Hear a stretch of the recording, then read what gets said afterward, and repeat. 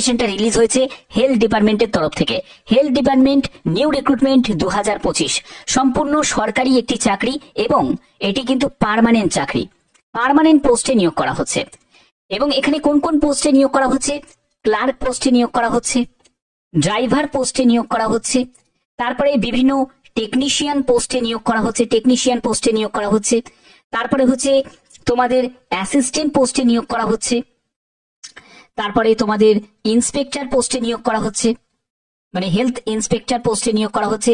এছাড়া আরো বিভিন্ন পোস্ট আছে, নার্স আছে, আরো অন্যান্য অনেক লেভেলের পোস্ট আছে। এবার এখানে যোগ্যতা কি বলবো? যোগ্যতা হলো তোমাদের 8 পাস থেকে শুরু করে মাধ্যমিক, উচ্চ মাধ্যমিক, গ্রাজুয়েশন, প্রত্যেক যোগ্যতার প্রার্থীদের জন্যই শূন্যপদ আছে।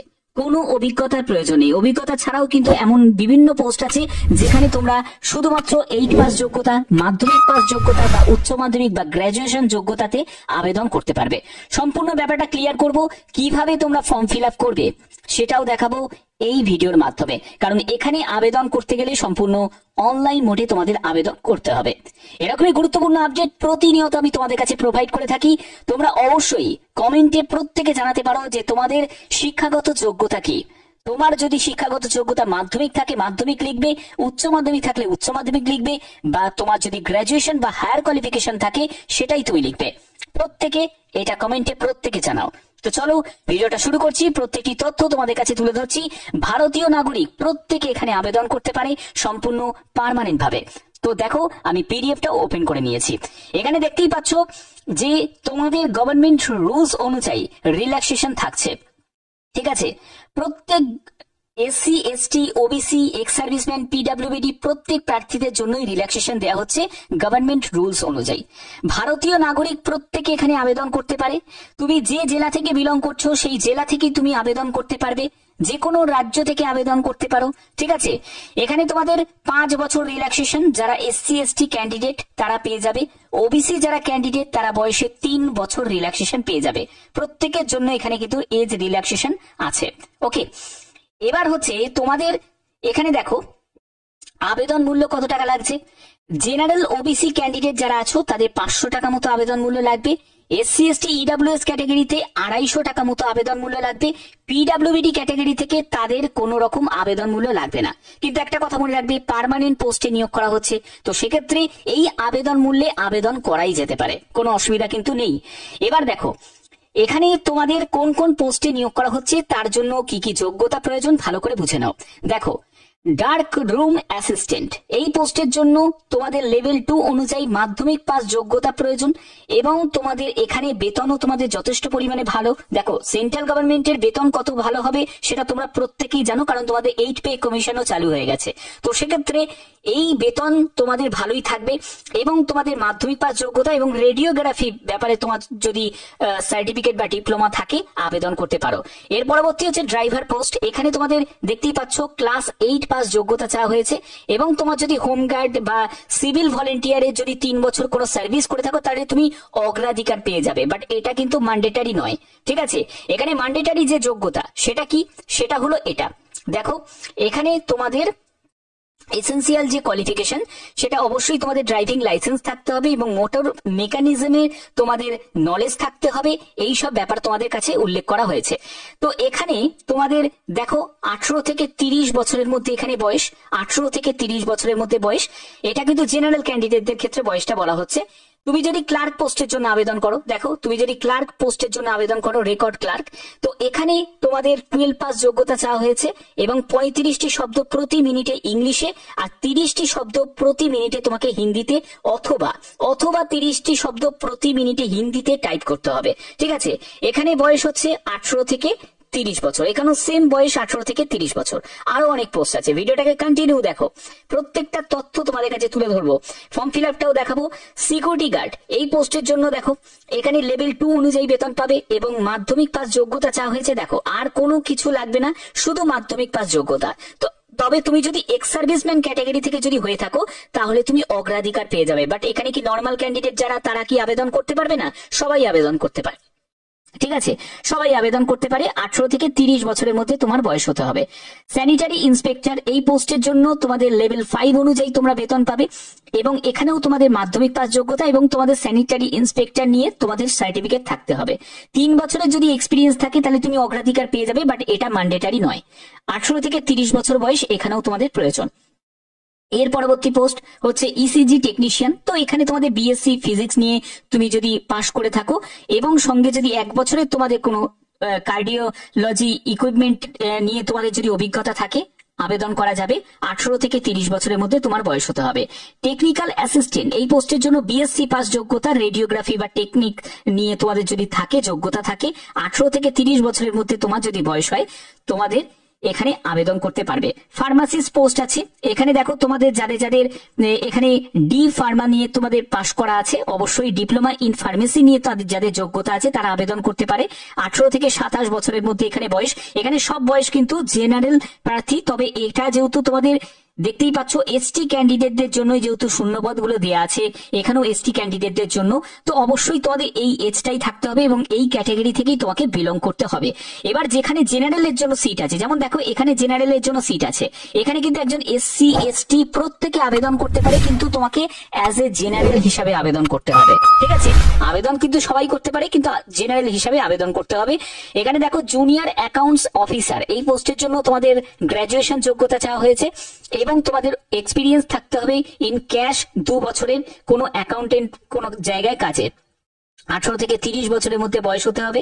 তারপরে দেখো জুনিয়র ইঞ্জিনিয়ার ইলেকট্রিক্যালে, তো ইলেকট্রিক্যাল নিয়ে তোমাদের বিটেক করা থাকতে হবে, তাহলে তুমি এখানে আবেদন করতে পারো এবং এখানেও 18 থেকে 30 বছরের মধ্যে বয়স হতে হবে। ঠিক আছে, এবার দেখো তোমাদের হেলথ ইন্সপেক্টর এই পোস্টের জন্য তোমাদের বিএ বা বিএসসি যাদের যোগ্যতা আছে, যাদের ফার্স্ট ইয়ার কোনো ট্রেনিং কোর্স করা থাকে নার্সিং কাউন্সিলে, তো সেক্ষেত্রে তারা আবেদন করতে পারে 18 থেকে 30 বছর বয়স। টেকনিশিয়ান পোস্টের জন্য দেখো তোমাদের এখানে শূন্যপদ দেওয়া আছে, বিএসসি পাস যোগ্যতা এবং তোমাদের যদি এমএসসি করা থাকে তাহলেও আবেদন করতে পারো। ওকে, 18 থেকে 30 বছরের মধ্যে তোমার এখানে বয়স হতে হবে। পরবর্তী পোস্টটি হচ্ছে তোমাদের টেকনিশিয়ান এন্ডোস্কোপি। এখানে দেখো উচ্চ মাধ্যমিক পাস যোগ্যতা, সায়েন্স ব্যাকগ্রাউন্ড নিয়ে অবশ্যই তোমাদের থাকতে হবে এবং তোমাদের বিএসসি ডিপ্লোমা যদি থাকে এন্ডোস্কোপি টেকনোলজি নিয়ে তাহলে তোমরা এখানে আবেদন করতে পারো। এখানেও তোমাদের 18 থেকে 30 বছরের মধ্যে বয়স। তারপরে হচ্ছে দেখো মেডিকেল সোশ্যাল ওয়ার্কার, এখানেও তোমাদের মাস্টার ডিগ্রি সোশ্যাল ওয়ার্ক নিয়ে যদি থাকে এবং 18 থেকে 35 বছরের মধ্যে তোমার বয়স হয় তাহলে আবেদন করতে পারবে। রেডিওগ্রাফার এই পোস্টের জন্য তোমাদের লেভেল 6 অনুযায়ী এখানে শূন্যপদ দেওয়া আছে এবং বিএসসি অনার্স যদি যোগ্যতা থাকে 18 থেকে 30 বছরের মধ্যে বয়স হয়ে থাকে আবেদন করতে পারবে। স্টোর কিপার পোস্ট, এখানে দেখো ব্যাচেলার ডিগ্রি রিকগনাইজ ইউনিভার্সিটিতে 18 থেকে 30 বছরের মধ্যে তোমার যদি বয়স হয়ে থাকে তোমরা আবেদন করতে পারবে। এখানে তোমাদের নার্সিং অফিসার এই পোস্টের জন্য আবেদন করতে গেলে এখানে তোমাদের শূন্যপদ দেওয়া আছে, লেভেল 7 অনুযায়ী বেতন পাবে এবং তোমাদের বিএসসি অনার্স নার্সিং নিয়ে যদি তোমার যোগ্যতা থাকে 18 থেকে 30 বছরের মধ্যে বয়স হয় তাহলে তোমরা আবেদন করতে পারবে। তো আশা করি এই জায়গাগুলো তোমাদের কাছে ক্লিয়ার করা হয়েছে। তো এখানে দেখো তোমাদের যে নিয়োগটি করা হচ্ছে north east Indira Gandhi regional institute health and medical সায়েন্সের তরফ থেকে, যেখানে তোমাদের এই যে নিয়োগটি করা হচ্ছে সেটা গ্রুপ বি গ্রুপ সি লেভেলের পোস্টে নিয়োগ করা হচ্ছে এবং এটি হলো অফিসিয়াল ওয়েবসাইট, সম্পূর্ণ পার্মানেন্ট পোস্টে নিয়োগ করা হচ্ছে। এবার তোমাদের পোস্টিং কোথায় হবে? পোস্টিং তোমাদের শিলংয়ে কিন্তু পোস্টিং হবে। দেখো প্রথম কথা, পশ্চিমবঙ্গে চাকরি নেই, এবার বাইরে যদি কোনো জায়গায় যদি একটু বেরোতে পারো তাহলে কিন্তু একটা পার্মানেন্ট পোস্টে তুমি চাকরির সুযোগ পাচ্ছ, কারণ এইসব জায়গায় কম্পিটিশন কিন্তু অনেকটাই লেভেলে কম হয়। ঠিক আছে, আর তুমি যদি পশ্চিমবঙ্গের ওপর যদি ভরসা করে থাকো তাহলে বিভিন্ন কেসের মধ্যে বিভিন্ন রকম ভাবে জড়িত থাকে, তো সেক্ষেত্রে চাকরি পাওয়ার আশাটা অনেকটাই কিন্তু কমে যায়। তো তার জন্যই বলছি যদি তোমাদের একটা যে কোনো চাকরি পেতে হবে এবং সেটা যদি সেন্ট্রাল গভর্নমেন্টের চাকরি হয় তাহলে বাইরে ট্রাই করাটাই উচিত। ওকে, তো এবার দেখো তোমাদের আবেদন করার জন্য এখানে দুটো লিঙ্ক দেওয়া আছে, এখানে ক্লিক করব এবং সেখান থেকে আবেদন করার প্রসেসটা আমি দেখাচ্ছি। প্রাথমিক প্রসেস আমি দেখাবো। এখানে দেখো তোমাদের আবেদন শুরু 22শে মার্চ থেকে আবেদন শুরু হয়েছে, অর্থাৎ গতকাল থেকে আবেদন শুরু হয়েছে। 20 এপ্রিল 2025 পর্যন্ত তোমরা আবেদন করতে পারবে।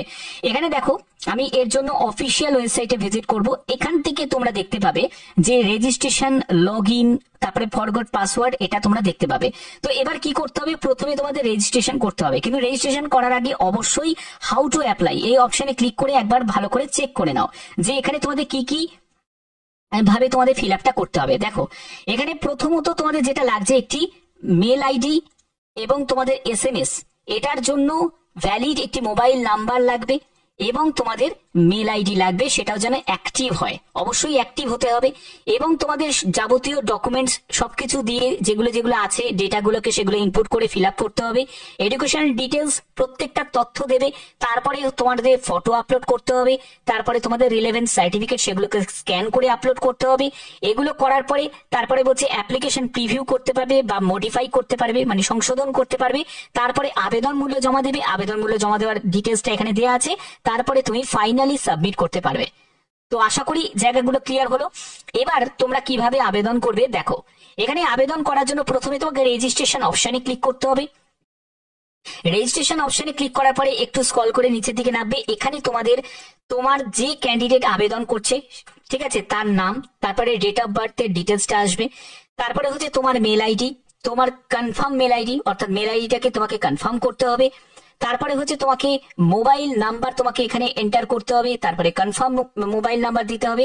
এরকম একটা ক্যাপচা কোড আছে, সেই ক্যাপচা কোডটা এখানে বসিয়ে দিতে হবে এবং সাবমিট রেজিস্ট্রেশন করতে হবে। এখানে সাবমিট রেজিস্ট্রেশন করলে তোমাদের এই রেজিস্ট্রেশনটা তোমাদের সাবমিট হয়ে যাবে। এবার তোমাদের কি করতে হবে, এর পরবর্তী যে স্টেপটা থাকবে সেটা হচ্ছে তোমাদের লগ ইন করতে হবে। অর্থাৎ তুমি রেজিস্ট্রেশন আইডি পেয়ে যাবে, যেটা তোমাদের SMS এ চলে আসবে। সেই আইডিটাকে তোমাকে এখানে বসাতে হবে, সেটা হলো তোমাদের লগ ইন আইডি, এবং তোমাকে পাসওয়ার্ডটা এখানে এন্টার করতে হবে এবং তোমাকে সাইন ইন করতে হবে, এবং বাদ বাকি তুমি স্টেপগুলোকে কমপ্লিট করতে পারবে। তো এই হলো তোমাদের প্রসেস। তো প্রত্যেকে যারা যারা আবেদন করতে চাইছো প্রত্যেকে আবেদন করতে পারো। এটা কিন্তু তোমাদের প্রত্যেকের জন্য খুবই বিগ অপরচুনিটি, প্রত্যেকে এখানে আবেদন করতে পারো। তো এরকমই গুরুত্বপূর্ণ আপডেট প্রতিনিয়ত যে কোনো আপডেট সবার আগে পাওয়ার জন্য অবশ্যই চ্যানেলটাকে সাবস্ক্রাইব করে রাখবে, বেল আইকনটাকে অল করে রাখবে। এখনের মতো এইটুকুই, টাটা।